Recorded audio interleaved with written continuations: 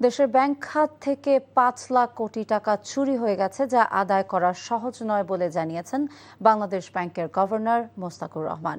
এমন বাস্তবতার মধ্যেও ২৫ লাখ কর্মসংস্থান তৈরির লক্ষ্য নিয়ে ৬০,০০০ কোটি টাকার বিশেষ প্রণোদনা তহবিল ঘোষণা করেছে কেন্দ্রীয় ব্যাংক।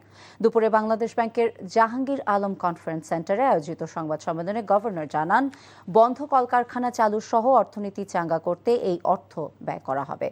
তিনি জানান, তহবিলের ঋণে ৬% সুদ ভর্তুকি হিসেবে দেবে সরকার, আর গ্রাহকেরা ৭% সুদে ঋণ পাবেন।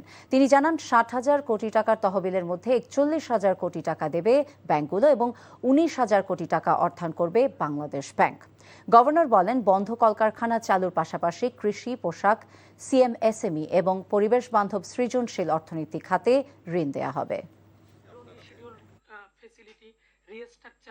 ক্লোজ ইন্ডাস্ট্রি অ্যান্ড সার্ভিস সেক্টরে আমরা ২০,০০০ কোটি টাকা রিফাইন্যান্স করব।